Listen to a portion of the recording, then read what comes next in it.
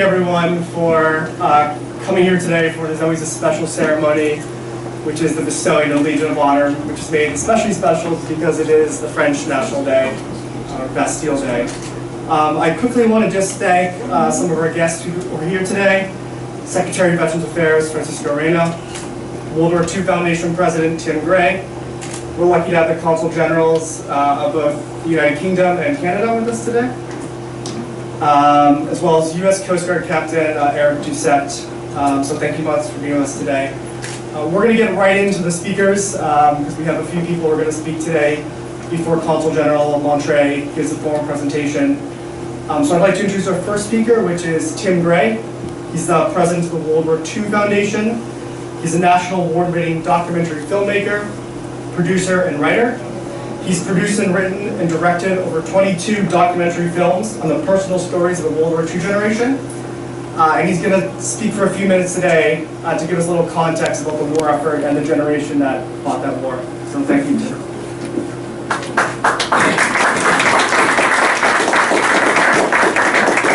I'm going to go off mic here. I can hear the mic guy going, son of a gun! No, but I'm going to speak loudly. I'm only going to speak for a couple hours because I know everybody's really warm. We just got back from Normandy, France for the 75th anniversary, and we go every year. And this year was obviously a very special year. It was bittersweet in a lot of ways because it was the last time a lot of the veterans who fought in Normandy would be going back. It was their last hurrah. And they had been preparing for this for 5 or 4 years, saying, you know, I got to keep my health up because I have to be there for the 75th anniversary. So we saw a lot of the guys there. When you go to France, it's like traveling when you are with World War II veterans. It's like going back with the Rolling Stones or the Beatles. So if you see a veteran somewhere, the amount of people who come up who are older women who were liberated in a village by these men in St. Lo or Vire or wherever it was in France outside of Normandy, you see these women who are older now coming up and crying and caressing the cheeks of these men who are now in their mid-90s because it meant that much to them. But then you also see the young kids, the 9, the 10, the 11, the 12-year-olds who come up and they're crying and they see these veterans at the American cemetery and they understand what the sacrifice was and they understand what these men did to liberate their country. So anytime you go back with them, there can't be enough kudos and enough Calvados to go around. And I don't know if any of you have ever had Calvados, but if you've ever taken a straw and put it in the engine of a jet fighter and sucked that out, that is pretty much Calvados. It's jet fuel, but it's the French version of moonshine and apple brandy. And if any of you ever had Calvados, you probably would have surrendered at any point in any given time during your time in France. But just from my perspective, spending so much time in Europe, and how they look at these men in Europe, they look at them as 17 and 18 and 19-year-old boys. They don't look at them as 95-year-old men. And that's always an interesting thing to watch. And when these guys come over, there are no aches and pains. Everyone's, you know, I'm not going to ride in that wheelchair. I'm going to get rid of this walker. They've been taken back 75 years to when they were 17 and 18-year-old and were hell-bent on doing their job, coming home and restarting their lives. You'll meet these guys individually, but they're all dangerous. When I read their bios, I thought to myself, okay, you're in a Piper Cub, flying around 100 missions, so that's basically like flying around in Spirit Airlines before there was a Spirit Airlines. You're flying around in a cardboard with no armament and no guns, and you're spotting for artillery, for German artillery. That is an incredibly dangerous job, and I know. Let me tell you, don't ever do it again. So, and then a navigator, the lead plane, a navigator who's behind him are hundreds of bombers. He is the man. He is the man. Robert is the man who has to say at a certain time, it's time to drop the bombs. Okay? All the other planes follow his lead as the lead navigator on the lead plane. Okay? Landing after D-Day, the 29th Infantry Division landed in what's called the Vierville-sur-Mer section of Omaha Beach. If you've seen the opening 30 minutes of Saving Private Ryan, a lot of the guys who came on shore just before you came on shore were killed. The casualty rate was about 85% for the 116th Regiment, A Company of the 116th Regiment who came on shore. One of our good friends, Hal Baumgarten, was in B Company, and you came in and you were one of the first replacements after June 6th. Very first. And Hal was wounded 5 times on D-Day and the day after. The carnage there was portrayed so well by Tom Hanks and Steven Spielberg in Saving Private Ryan, and that's how it was. And the carnage at St. Lo and Veer was almost just as bad, and your 3 wounds will attest to that. So 3 Purple Hearts is not an easy thing to get, and something you don't want, but was well earned. The last thing I want to say, because I know you're all like sweating profusely and everything else, is Tom Brokaw. We ran into him in Normandy, and Tom obviously is the guy who coined the phrase the greatest generation, but we always tell people they're the toughest generation. They came out of the Great Depression. They did not complain about fighting a world war. Their parents, Dad may have been a banker, a lawyer, whatever he was, and he was selling apples for 5 cents or newspapers for 10 cents on the corner. These guys fought a world war and saved the world with very little complaining. I mean, there were complaints in the foxholes. I think you guys probably were complaining a few times. But that's what's so great about that generation. How humble they were. When they came home, they didn't talk about it. Their family members didn't know until yesterday or a week ago, or until they cleaned out the attic at the end of their father or grandfather's life, and they found a silver star or a bronze star or something that said, wow, you were there in Europe or the Pacific and you saw the worst of it. They didn't know. And that's our mission. Our mission is to keep for PBS chronicling these stories so our generation doesn't forget. So it's such an honor to be up here with you guys today, and it's such an honor to be able to shake your hands. And we just did one of these down in Rhode Island the other day for a Navy coxswain who was in on the first wave at Omaha Beach, and all his men were killed on his boat, bringing in the 1st Infantry Division to the easy red sector of Omaha Beach. And he survived. He was the only survivor. So these medals are so important, and the French are so grateful for what you did, either on the ground or in the air in your Piper Cub. So congratulations, and thank you for being a part of a generation that's so humble and saved the world. And if I called you a hero, you would all get up and kick me in the knee, and you would say the real heroes are the guys who are buried under the White Crosses and Stars of David in Normandy and other places. So I will not call you heroes. So thank you.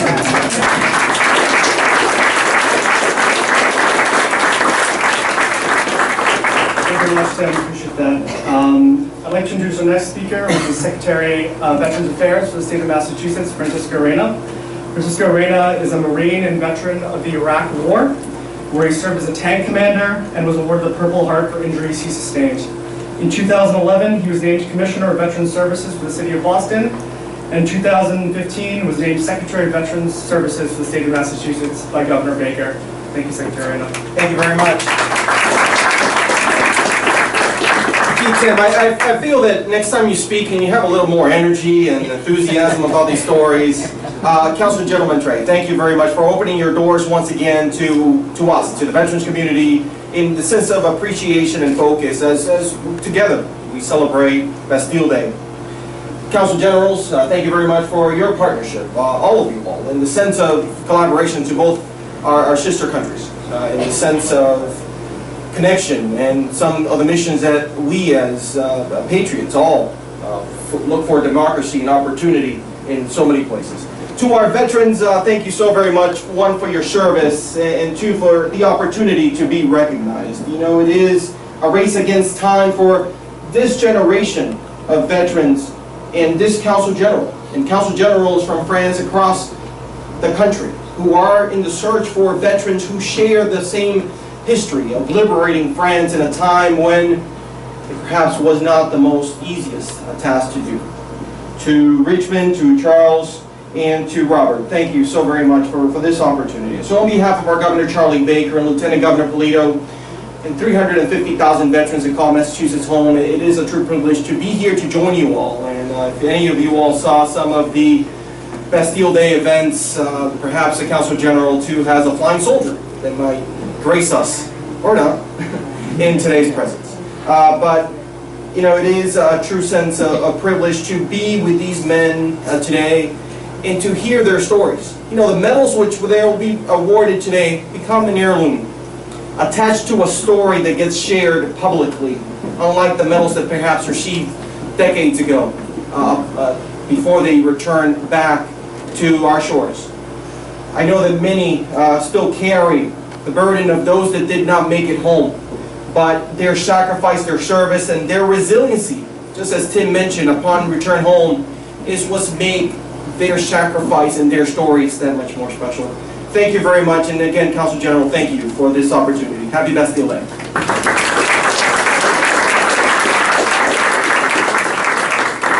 Thank you very much, Secretary Anna. Now I'd like to introduce Jay Rogers, who is actually the son of Charlie Rogers. And he actually recently was reading his father's memoir about the war, and he came across a passage about an encounter that he had with a French family. So he'd just like to read a short excerpt of that. Thank you. Good afternoon. Happy Bastille Day. My name is Jay Rogers, and Charlie Rogers is my dad. Oh, you bet! And I just want to share with you a short excerpt from his memoir. It's not a story of courage and bravery for which we're honoring these three men today, and it's not a story of the horror of war, which these three men know. It's just a simple story about the friendship between my father and a French family who, in their own way, aided in the liberation. I imagine that the long friendship between our two countries is made up of many thousands of such stories. During the war, as you heard, my father was the pilot of a small two-seat airplane, stationed at the front enemy lines and moving when the enemy lines moved. He was aware that our mom was pregnant with their first child. And so, being the artist that he was, he drew a picture of a little baby on the front of his plane, giving the thumbs up. And it was when the enemy front was in the Willerwald area that he and some other officers were living with the Stowe family. There was Papa, Mama, and their three daughters. The oldest was Marie, 19 years old, and her husband. Then there was Jeanette and Denise, 10 and 8 years old. Marie's husband had been hidden from the Nazis in a room over the attached barn. The only entry was a cleverly hidden door covered with wallpaper behind a dresser in one of the bedrooms. Mama would wash our clothes and fill a wash tub with hot water and an outside shed for us to take a bath. Oh, that was good. I remember one night about 9 p.m., we all stood in the yard watching an American bombing raid in Saarbrücken. It was like a giant fireworks display with brilliant flashes and booming explosions. About a month after we left the area, I decided to fly back and visit the Stowes, bringing gifts. I flew into Willerwald on a Sunday over their bombed-out church, and there they were, walking back from Sunday Mass. The children saw Claire Marie on the front of my plane, and they recognized me immediately. I landed in a field near the church road, and they came running across the field yelling, "Charlie! Charlie!" That was a happy reunion. Very good. Thank you, Jay.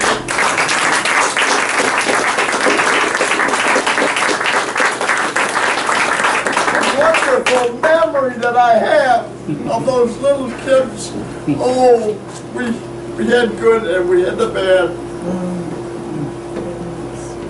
Thank you, Jay. So last but not least, I'd like to introduce French Consul General Arnaud Montreuil for the formal part of this ceremony. Prior to his assignment in Boston, Arnaud Montreuil was Deputy Assistant Secretary for North America in the Bureau of the Americas at the French Ministry for Europe and Foreign Affairs, responsible for bilateral relationships with the US and Canada. He joined the French Ministry of Foreign Affairs in 2006 in the Bureau of Strategic Affairs, International Security and Disarmament. And from 2009 to 2011, he was consular at the French